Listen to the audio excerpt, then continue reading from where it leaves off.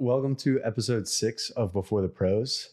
My name is Perry Becker. Today we're here with a UNC and USU national team soccer player, Ali Sentnor.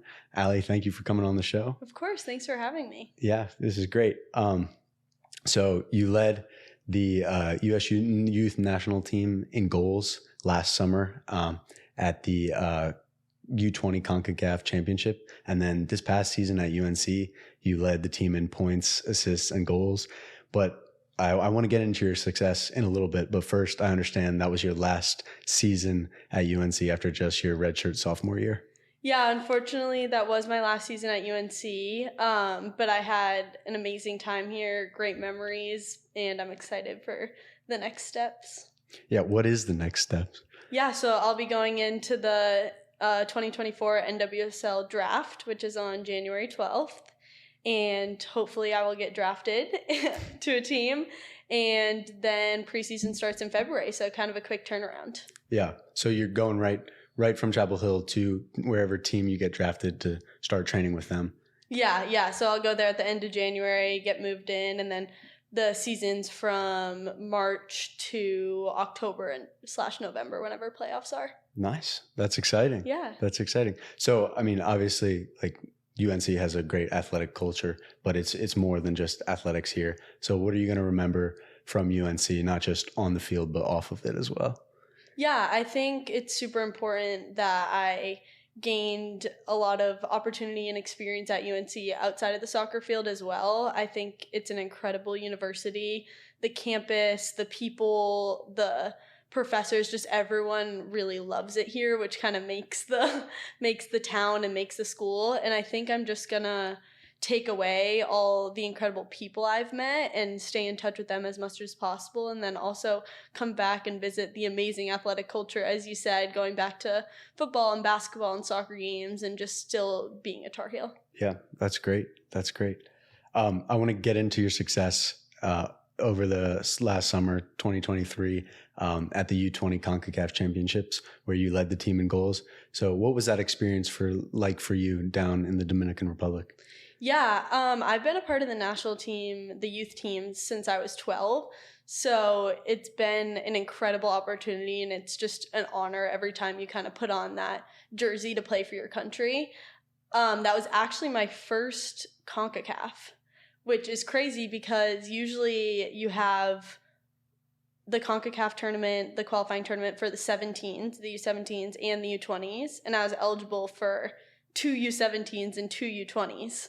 So with COVID and then me getting injured, I never had the opportunity to play at a qualifying tournament. So this past summer was just amazing, and I was able to finally play in a CONCACAF qualifying tournament, and I just gained so much experience. The team was awesome. The girls were great. It was amazing playing in a new country against other countries, and it's just an opportunity I'll never forget. Yeah. What do you learn from that international experience? Because it's very different than that college experience. Yeah, it's completely different, and it's a different feeling when you're playing for your country because you kind of have that pride. You want to respect the past players, but you also want to represent the future. That's kind of a quote we use with our team, and it's just amazing to be able to play with girls from all around the country, so you get to meet a ton of people, and then you also get to meet the people from the other countries, and after we play them, after we kind of get the game over with, we always meet up and exchange social media, and I've stayed in touch with a lot of girls from across the world, so it's been amazing. Yeah, that's awesome. Did you do the jersey swaps too? We haven't really done a ton of jersey swaps, but I'm hoping that we start that because that would be really cool. I don't know. I think those are awesome. I think it's awesome, but not with the youth teams. I think we're a little inexperienced. Yeah, that's fair. No, and you bring up competing for your country. It reminds me of that scene from Miracle where he's like the name on the front is a lot more important than the name on the back. Exactly. So what is that like competing for your country? Yeah, it's kind of just a different culture. Like the culture of the US team is instilled in us from a very young age with the youth national teams, with respecting your country and just putting everything you have on the field for your country. And it's kind of just a different feeling. and you never really know what it's like until you experience it. But every time I'm called into a camp, whether it be just a training camp or we're playing international competition, it's just an honor. Yeah, that's awesome. That's awesome. And I mean, the U.S. women's soccer has a great history. Yeah. So that's awesome that you can play for them. Hopefully. So after this past summer, it led into your success with the team here at UNC. So how did that success at the Concacaf Championship help you with your season here at UNC? Yeah, honestly, it was really nice to have that tournament in the summer before the season because it was really nice preparation. Yes, we were obviously trying to win at that tournament and qualify for the World Cup, which we did, but it was really nice preparation for the season, and I got to play with a bunch of my UNC teammates, so we kind of bonded over the summer and were able to get to know each other more before preseason. And then going into preseason, I felt really fresh. I felt really excited, ready for the season and ready to try to win with our team, which we didn't end up doing, but I still enjoyed the season. Yeah. And you talk about, you said you were refreshed, and that's interesting because a lot of people will compete during the summer and come back like not motivated, not ready to go for their season. So how did that refresh you to get ready?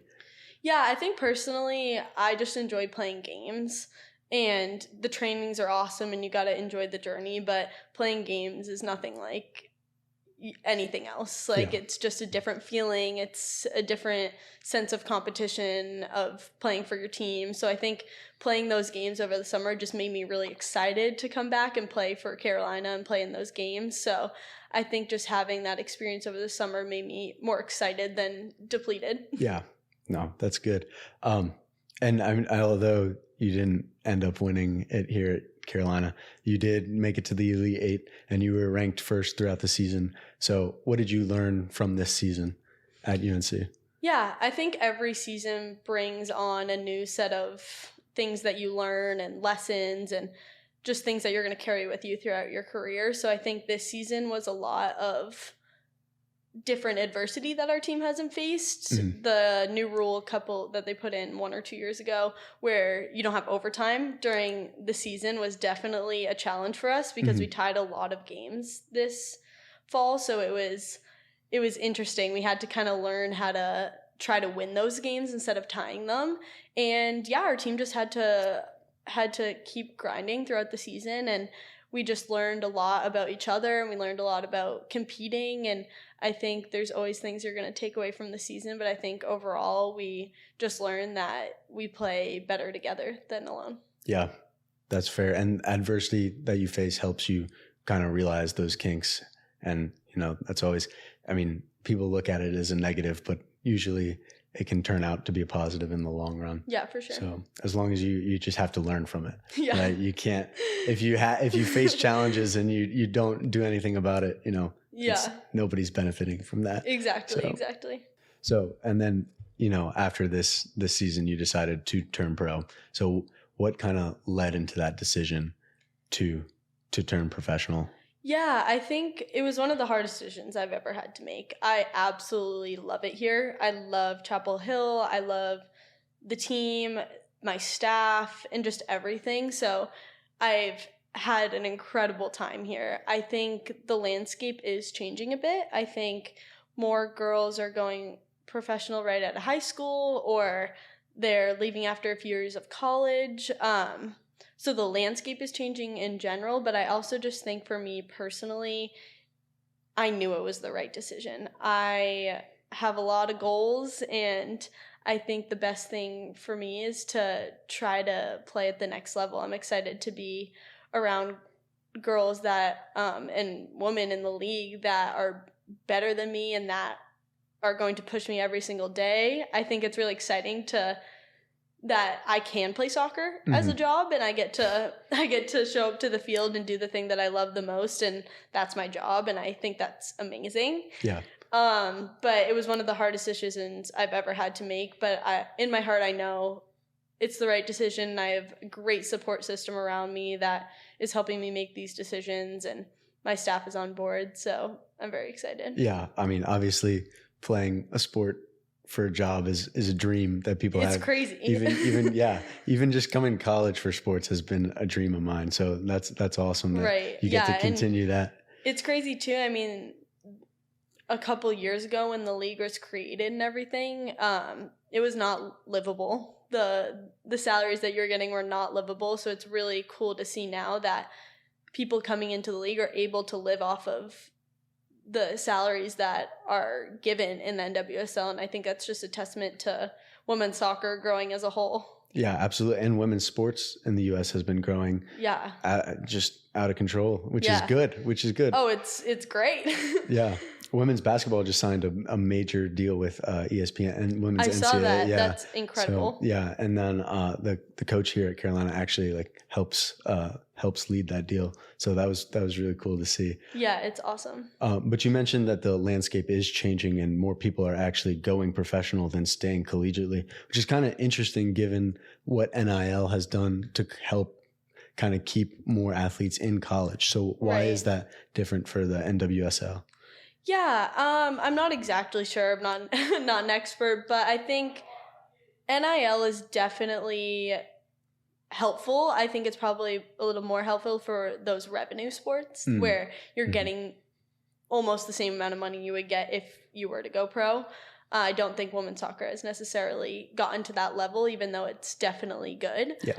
But I also think that for me, education and getting a college experience socially and academically was super important to me. So going to college and being here for 2.5 years was really important to me, and I wouldn't change it. Even though the landscape is changing, I would still have gone and had this experience because nothing can compare to it. Yeah. So personally, I would still make the same decision, which I'm happy about, but there's other options now, and you can go pro earlier and earlier. It's kind of moving towards the European style of soccer where college isn't necessarily a priority. So I don't think there's a right or wrong answer. I think it's just personal to everyone, but I'm excited to go professional, but I'm also equally as excited that I had the opportunity to go to Carolina. Yeah.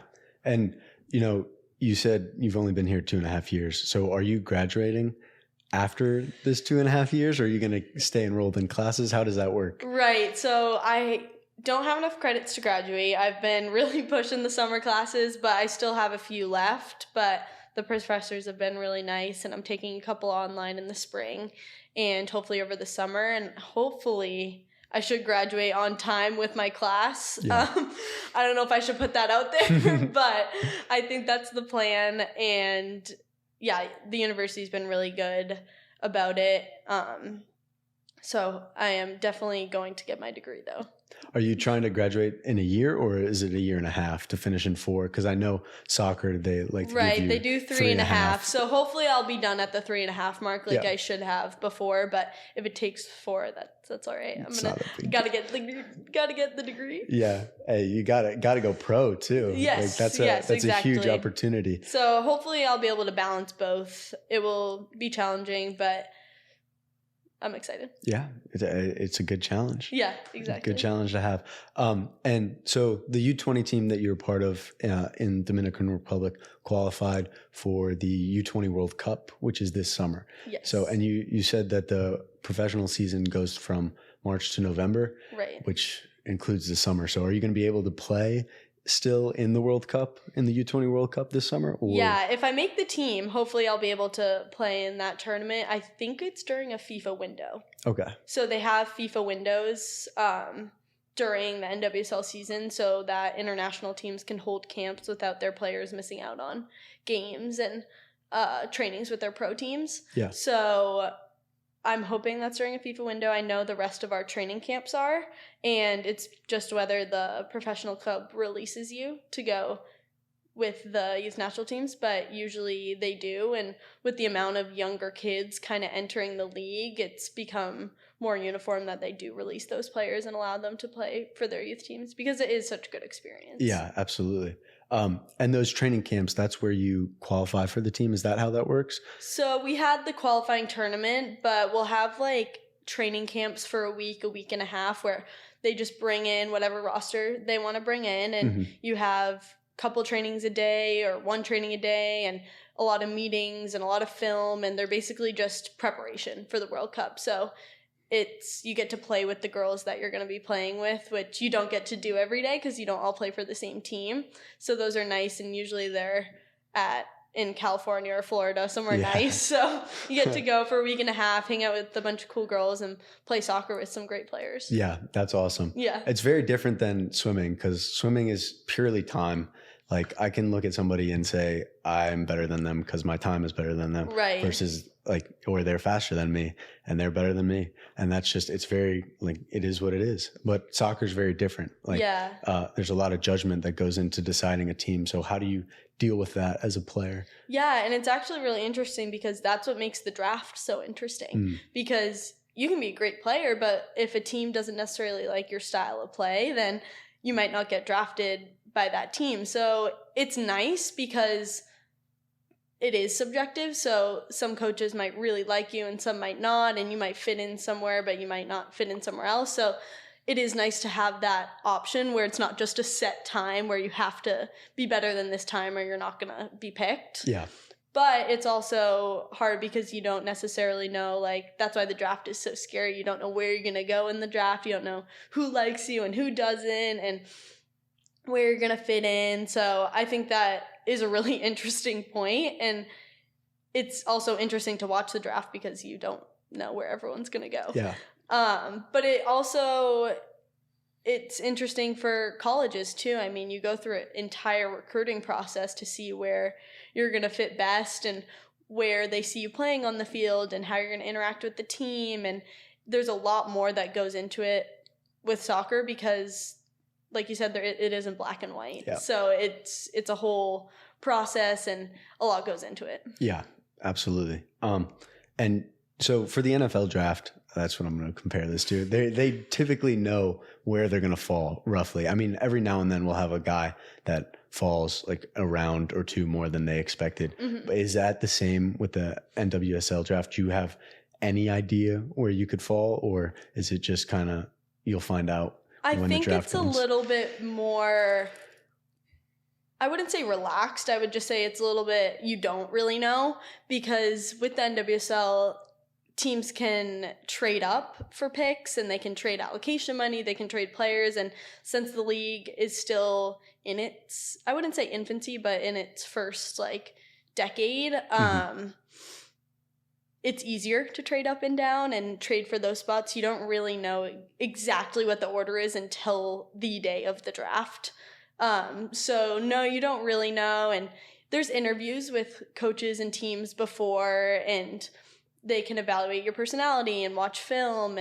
But at the end of the day, you're kind of going in there and you're going to see where you're going the day of. Yeah. And they have a lot of new teams too. I know they added 2 this year, right? Yeah, they're adding 2, Utah and Bay Area. Yeah. So, yeah. That makes it really more good interesting. for the it's league. Good. Yeah. Yeah. It's good that they're expanding and growing and then bringing in more revenue. Yeah, too. And they're adding Boston next year. So I was one year off from Boston, but you gonna ask for a trade on that one? No, but we'll see. But yeah, so that's really interesting. But it's great that the league is expanding and there's a lot of room for opportunity and for more players and just for women's soccer to gain even more exposure than they're getting right now. Yeah, yeah.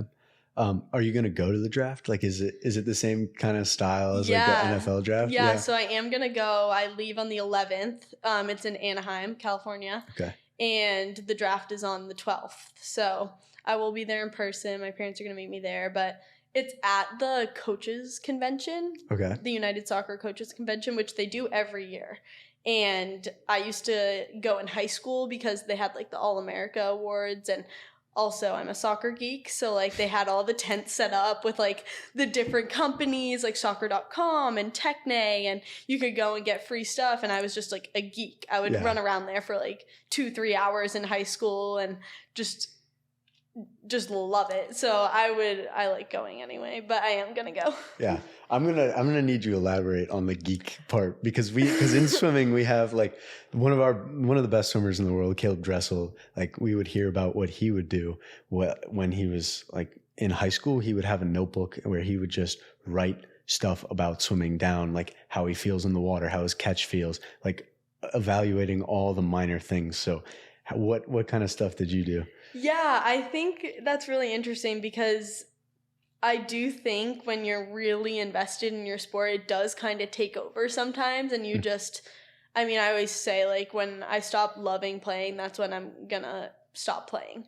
But as long as I love it and I'm invested in it, then I'm going to continue to play as long as my body allows me to. I was a little bit crazy in high school and soccer was my life. And so I would like draw, not a mood board, but like draw like goals on like this piece of paper with like, and I'm a terrible drawer. So like I would draw like, I want to commit to a D1 school, and I would like try to draw that out, and they're like still on my wall in my in my hometown bedroom. But yeah, I would just kind of draw that out, and every day, like every week, I would write my goals for the week, and I was super invested, and I really did try to do all the little things. And honestly, it was because I loved it. Like it was just what I wanted to do. I've relaxed a little bit now. I'm still invested, but I'm not drawing anymore. Okay. Well, maybe that's for the best. Maybe it's for the best for sure. No, that's cool though. I mean, because having a passion for something is incredibly important. Yeah. If you want to be successful in it, like you can't just want to play that sport or do whatever because you want to be the best. You have to actually love it first.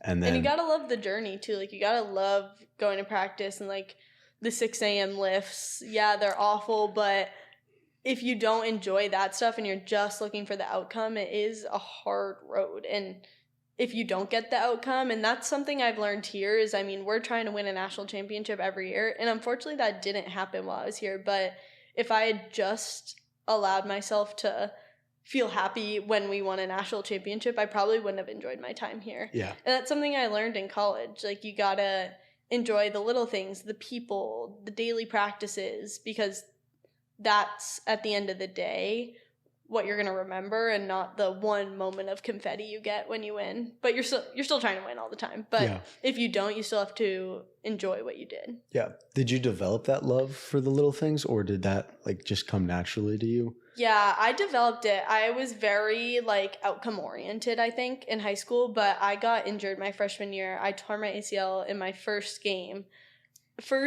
exhibition game. So not even 10 minutes. Yeah. And I had also graduated high school a year early. So I was coming in, I was like, oh my gosh, this is amazing. Like I'm going to have such a fun year. First 10 minutes went down, nobody around me. I was like, that can't be good. Yeah.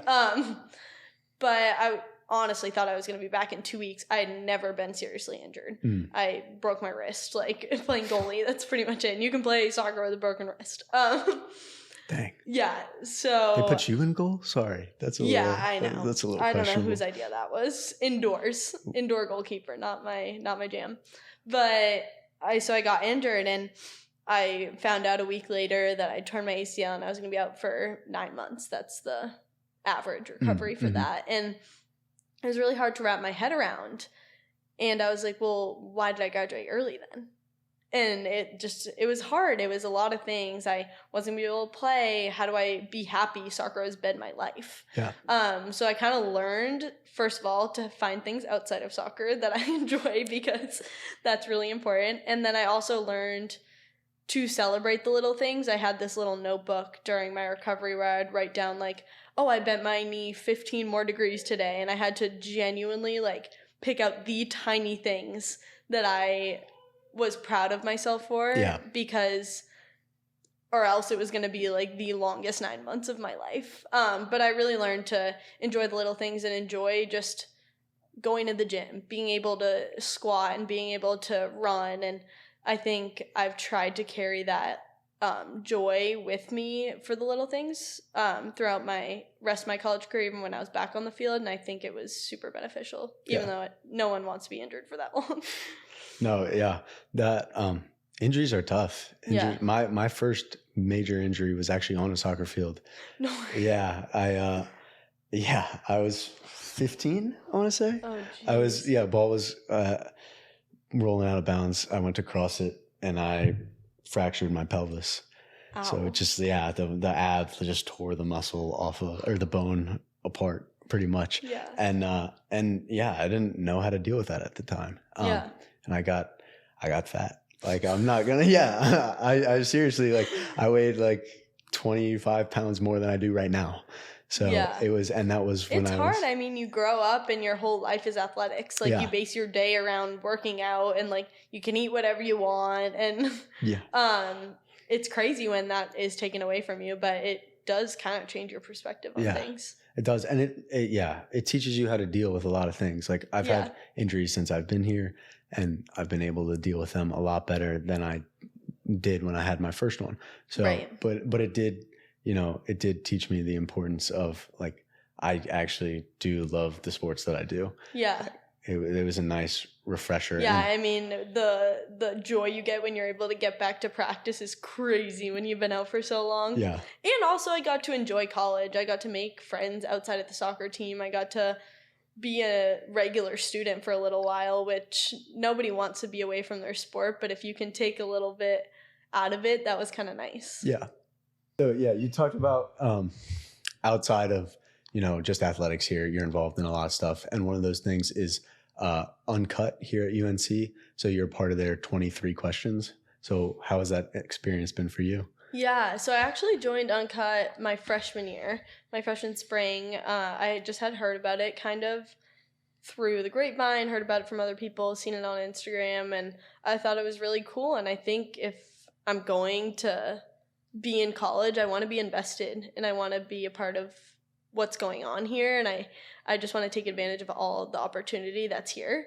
And I met some amazing people. I think the first year and a half, though, I was kind of just learning what I wanted to do. I learned how to edit podcasts, actually, and I learned how to video, and I just kind of followed the people that were doing the stories and didn't necessarily take on my own. But my junior year, I kind of took on this huge project with UNCUT, and UNCUT's really great because it is run by students. Mm-hmm. So it is very free. You can kind of do whatever you want. You can come up with the projects and they just give you the tools and the help to be able to do them. And we kind of just brainstorm ideas every week when we have our meeting. And I was like, I was watching Vogue 73 Questions recently, and I love those. Yeah. I was just watching it at night, like before bed, and I was like, I really like these, and they're super interesting, and yeah, they're 13 minutes long, but I never think about that. They just fly by, and you get to kind of learn a little bit more about these celebrities that are kind of untouchable, and you get to learn about their personal life. And I was like, that's really awesome. What if we did something similar with the athletes on UNC campus? Because I think there's kind of like a persona put on athletes at UNC. What persona? And kind of like an untouchable persona. Like there's I think a lot of students, they're like, oh my gosh, they play a sport here. Mm-hmm. Whereas like, we're real people too. Yeah. Like we still go to school here, and we have social lives, and we go to the same restaurants as you guys. Like there's a little, and it's not all athletes, but it happens. And I mean, being a student athlete is a full-time job. Like it's a commitment. So I was like, what if we do this with the athletes so people can get to know them on a personal level? And UNCUT was like, yes, do it. Like, and I was like, what do you mean do it? And they were like, yeah, set it up, do it. And I was like, okay, like, I guess I don't know how to do that. Yeah. Like, so it's really great because you get to learn all the ins and outs. Like I actually got a camera. My grandmother gave me a camera for one of my birthdays recently. And so I had like a really nice Canon video camera. So I was like, okay, I got a camera. Yeah. I texted all the people in UNCUT. I was like, anyone want to video this? We had like 2 or 3 people that were willing to video at certain times. And I just really learned the ins and outs of the industry. I had to reach out to the athletes that I wanted to interview, and then I had to interview them, and then I just set up a schedule where they had time and then we had time to video them, which is hard when it's two athletes trying in different sports trying to work that out. Yeah, because we have no time because we have no time as it is. But it was probably one of the most rewarding and learning experiences I've been a part of. We have a great team of people at UNCUT, and a lot of people worked on the project, but at the end of the day we decided to do 23 questions instead of 73, and then from 23 different teams on campus for the Jordan year 23. So we kind of arranged that very nicely. Yeah, that's perfect timing. But honestly, selfishly, it was fun to get to know different people on the sports teams. And we kind of used our combined network to reach out to different people, and I'd reach out to friends and be like, hey, do you know anyone on the women's lacrosse team? And like we would find someone, and so it's just nice, and we got to do them at all the facilities, so I kind of got to tour around all the facilities while we were videoing, and it was amazing. And I think it's going really well, and the people love doing it. The athletes, they're like, this is great. I feel like people don't know this about me. Like they don't know that I'm into fashion, or I actually also played soccer in college before I transferred, and now I row. That was one of the girls that we did, and honestly it has been amazing, and I'm still finishing up with it, but very time consuming. I think I was a little bit like wide-eyed when I started the project and didn't realize how much work it actually was going to be, but getting like real world experience in that before, I'm going to have a job after soccer, so before I get that job was amazing, and it's nice that UNCUT was able to provide that platform. Yeah. And there's a lot of depth to athletes besides just the sport. So that's cool that you got to look into that. Yeah, and it was nice. Like, people are like, we did the Biscuit Boys for basketball. We haven't posted that one yet, but they're awesome, and it's great to see them as people and not just they're these amazing star basketball players that we all look up to and want to win every week. Yeah. So they're actual nice. They're actual people. They're actual people, yeah.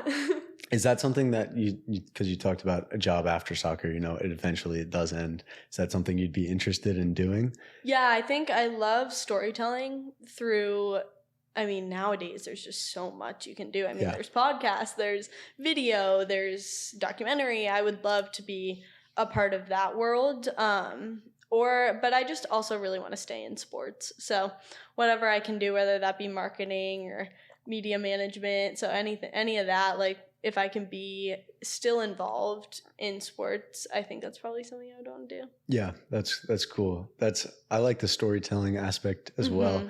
That's why I added Mijo as a major, because I feel like it's a great major to have for storytelling. But I also realized like storytelling is a lot deeper than just like movies, shows, documentaries. Like it goes into music, it goes into art, it goes into like poetry, it goes into all these different things that people don't necessarily consider storytelling till I started to look into it. And so, that's why I'm doing this actually. Is like I enjoy the stories too. I like hearing from athletes as well. Yeah, so it's awesome. And Mijo is very hands-on major. They really allow you to kind of take the reins and work with real clients and do real projects and learn how to collaborate with your classmates. And I think that's been one of my favorite parts about my education here. Yeah.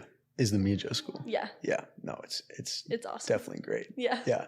And I wish I had started it earlier, because Me too. I started it too late. I was an EXSS major coming in. I fully thought I was going to be a PT after playing soccer. I interned at a PT place in high school. I really wanted to be a physical therapist. Like, I was like, I know kind of how the athletic body works. So like playing soccer, I'm like, that's going to translate great. Mm-hmm. I got injured and had to go to PT for 9 months. And I said, absolutely not. Nope. I was like, I will not be in a clinic every day. Yeah. And also my PT was incredible. Like, good. Yes. Okay. I thought you were going to go the other way with that. No, yeah. She was incredible. She was half therapist for me, half actual PT, which is so important. But I was like, I don't think I could emotionally and physically do what you do the way you do it. Yeah. So I was like, I don't know if I want to do this anymore. And I mean, it's always a route I could go back to, but I'm very happy with the new major I have and kind of my tentative plan for after sports. But yeah, I really was full go PT, and then I turned to 180 when I heard about the Mijo school. Yeah, I'm actually doubling in EXSS and Mijo. Maybe I should have doubled. I mean, well, you kind of finished school. I know. I don't know if you would have been able to. I condensed it a little too much to double. Yeah, that would have been a little hard to do. Accelerated too much. I can't stay in one place too long. It's a bad habit. You got to bounce around. Got to bounce around, apparently. Yeah, because I did sports admin for a little while. Okay. And I felt like there was something missing.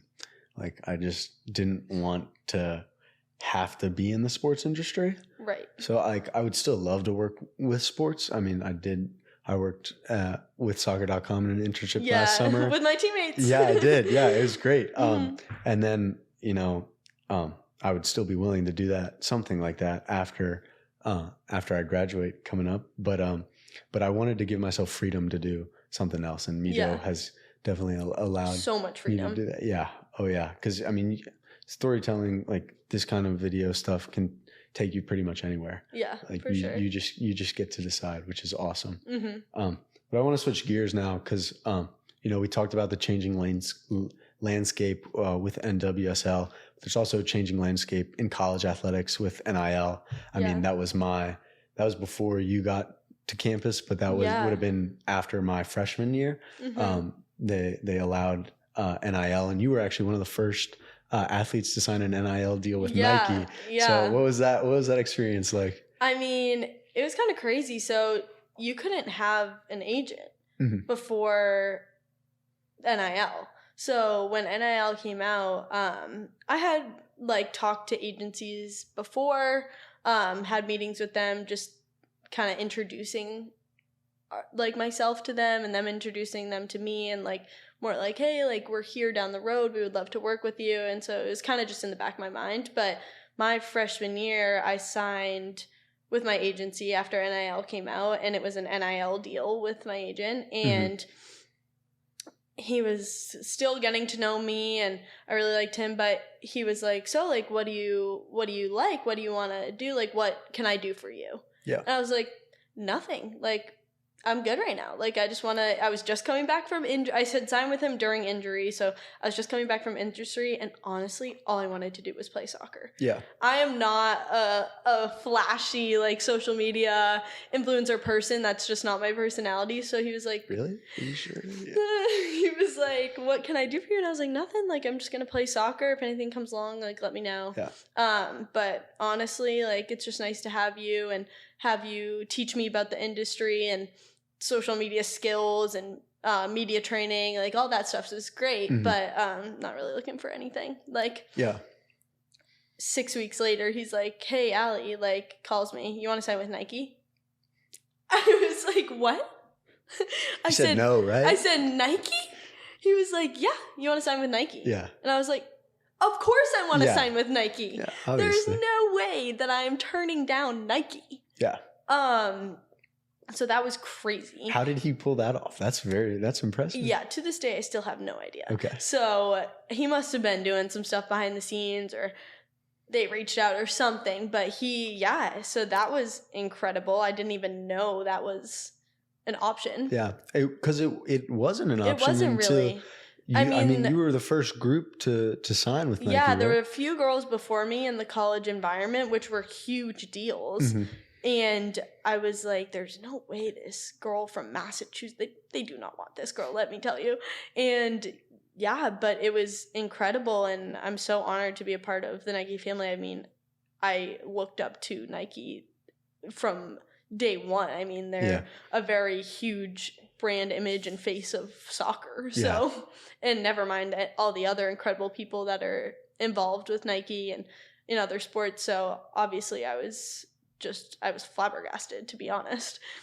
Yeah. But after my freshman season, my sophomore year, so my first season playing, unfortunately, tragic loss in the finals. But literally the next day, I flew to Portland, Oregon, and went to the Rookie Summit at the Nike headquarters, which they had all of the new young NIL and also young professional signings from soccer and football and golf and baseball. And so it's just all of kind of us young kids that were starting to get into the NIL or professional world. And we had all signed with Nike, and we toured the facility. We got to create our own shoes. We had dinner and lunch with super awesome people and networked and just got to see the facility, which was one of the best experiences and kind of lifted me up from the loss after from the season. And I was just like, I'm not gonna dwell, I just am gonna move. I kind of have to move on, and it was a great way to move on. It was amazing, and I'm so grateful I had that opportunity, and to be surrounded by those people there is just awesome. That's a great place to be out in Oregon.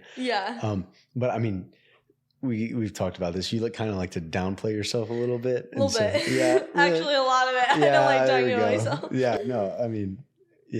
But there is a lot to talk about with you. Like, you have been very successful. And I mean, one of those reasons for the Nike deal could have been in 2019, you were named the Sports Illustrated Killer. It's going to haunt me forever. Is it really? That's your first comment about it. Is it that it's haunting you? Not haunting me. I was this like 15-year-old kid. I've got camera people at my high school following me around for this story. And I mean, all my friends in high school knew me as was Allie. Like, they didn't care that I played soccer. They didn't. I mean, they did. They thought it was cool, and they were like, why are you missing so much school? And but all they knew me was as Allie. So when I had these camera people following me around at school, and this story was on Sports Illustrated, and I got to go to the Sports Illustrated banquet. Megan Rapinoe. It was, and Megan Rapinoe gave me my award, and it was just crazy. So it's like people kind of laugh and joke because they're like, you were just Allie, and then all of a sudden you were like at this award because you never told us you were that good at soccer. That's a common theme for sure. Yeah. But I mean, you're right. For a 15-year-old, that's a lot of pressure to handle. Yeah. What was that like, having that kind of pressure thrown on you at that age? Yeah, I think it was more honor that I felt. I didn't feel a lot of pressure necessarily. I love soccer, so I was always going to continue to play it, but it was nice to obviously receive that award, and I'm forever grateful for it. But I think it was more like the opportunity to like meet those people at Sports Illustrated and be a part of an interview process and doing a video story. It was really cool, but at the same time I was like, I'm just a normal 15-year-old person, but nobody thought that. none of my high school classmates were like, you're normal. Whereas not after I'm that like, story came out. normal Allie, and they're like, no, you're not. No. Did is that something you'd be interested in afterwards, is like working with that Sports Illustrated crew? Oh, for sure. That honestly, what they did, and coming to my hometown and doing a story and figuring out how to break the news to me that I had won the award and all that stuff, I think is so cool. So I would definitely want to do that in the future. Yeah, no, that would be awesome. Yeah. You talk about them coming to your hometown in Hanson, Massachusetts, right outside of Boston. And, a lot of my family's from Philly. Actually, half of them from Philly, half from Boston for the most part. But my dad's from Philly originally, so I'm a Philly guy. So I know Perry. Oh yeah. I'm not the biggest fan of Boston sports, but I do. It's a light way to put it. Yeah, that is. I mean, Perry and I have had many debates over Boston sports over the years at Carolina. Yeah. I'm not a fan. We'll say okay, that. You can put that in there. You can leave it at that. But I do have to respect the sports culture that Boston has. So what? I know. Yeah, you better clip that. That's the nicest thing I'll say about Boston ever. Literally. But did that, like, growing up in that sports environment, did that help you like develop as an athlete? Honestly, the sports environment is awesome. And I actually grew up south of the city, so I'm not in the city, but I mean, just going into the city and going to Celtics games and Red Sox games over the summer with my high school friends and Bruins games. I mean, my brother's a hockey player, so he it's on the TV every night, and it is a great sports culture. If you hate it, if you love it, you gotta admit it's a great environment to be a part of. And I think my love for sports has definitely stemmed from my family growing up around Boston sports, but I think it's also the area in general does a great job of, you kind of get thrown into every sport when you're younger. And everyone in my elementary school played soccer. It was Saturday mornings, and we'd go right to CCD afterwards with donuts, and it was what everyone did. And everyone was thrown into gymnastics, and everyone was thrown into lacrosse and football. And that was just kind of the culture I grew up in, and that was south of the city. So yeah.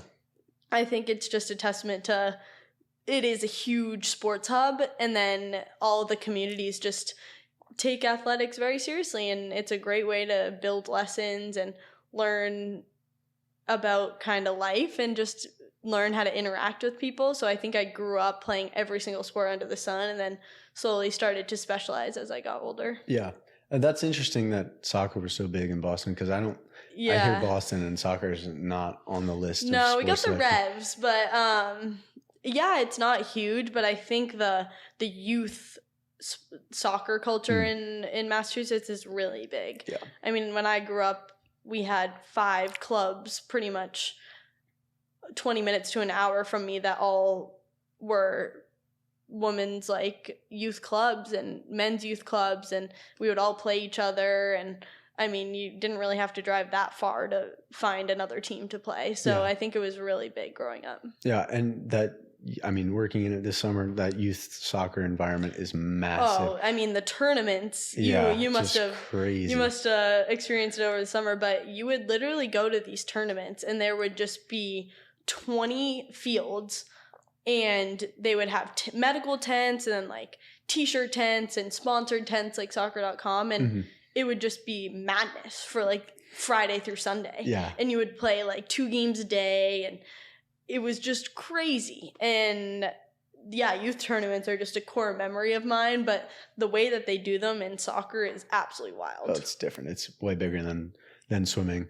And we have actually a good amount of guys on the team that grew up in that soccer environment, playing youth soccer. I mean, obviously we have a decent amount of foreigners, so they practically all of them played soccer. Right. I played through my junior year of high school. We had not at a high level, but we have guys that did play at a high level. So that youth soccer culture is obviously huge. So, obviously that sports culture in Boston is huge. And when you had a game in Boston College, all your home fans came out to support, which was really cool to see. But I mean, those people, those fans are coming out to support you because you're at that level that they dream of, and you're going to continue to attract more fans as you go pro, as your career accomplishments continue to mount. So what kind of advice do you have to those fans who dream of becoming the player that you already are? Yeah, it was awesome. So my freshman year, on the schedule, it said we were going to Boston College, and I was like, that's going to be amazing. So, got injured. I still traveled to the game, but I mean, I was on the sidelines, and I had the team over to my house for dinner, which was another great experience. Yeah. But we played them at UNC the next year, and then to be able to go home in my final season at UNC and play my final home game at Boston College, where I grew up playing, and I grew up watching the BC women's soccer team, was one of the best experiences I've had at Carolina. My youth club did club night at BC, so there was 300 or 200 little girls that from the club there with signs and just cheering on the people on the field, but cheering on me too, and that was incredible. I've never been a part of something like that.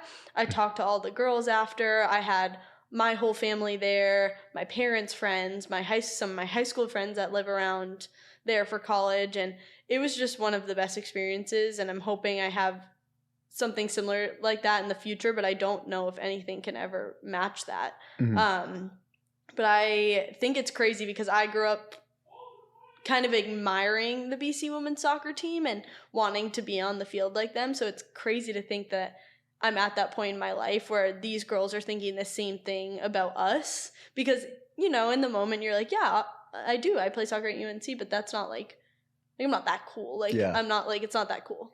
But these girls, in their eyes, like, that is one of the coolest things ever. And I think that's awesome. And honestly, I'm just hoping to inspire a few of them, if not more, like, to just do what they love and play soccer for the enjoyment of it, and not to get the awards and to get the wins and everything, to just genuinely enjoy it and have fun playing. And I think it's great that women's sports are growing, because I think it's a huge part of life, and playing sports has brought me so much joy and accomplishment and success that I'm hoping like more girls can do that as well. Yeah. And it's refreshing to hear that you want them to do it because they love it. Yeah. Rather than just for the success. Yeah. Because that's a big part of sports. I wouldn't still wouldn't be swimming if I didn't love it. Right. I have to. Yeah. It's too much of a commitment to not have a passion for it. Yeah, but it's amazing to see the next generation too. It's wild, because I'm like, that was me. Yeah. Like, I was the next generation, and now it's like these girls are the next generation. And I just hope that they find all that they want in the sport that they choose. Yeah. And it's cool to see the next generation, because we always talk about it, like, for swimming, they're so fast. Oh yeah. And we're like, and every time I see these girls play them, or like whoever these young girls play, I'm like, we weren't doing that at that age, or they are just so much better. Like, it, and I think that's awesome. Like, even like the national team players that come back, they're like, we weren't doing this at U17. Like, so I think it's cool, because it's just getting better and better and better, and almost you kind of have to keep up with like the younger generations. Yeah. Can't let them pass you. Exactly. But we're still the younger generation at this point, especially like going into the pros. Like, we're the youngest people there. So yeah. But you are for swimming. I'm not really the youngest generation anymore. No. Senior in college, like, you're old, Perry. Well, I say that about myself. I say that about my dad. So true. So I can't hear that. No, you're still the young generation, Perry. Well, no, not really. Not in my sport, but in life, I'll take that. Yeah. Okay.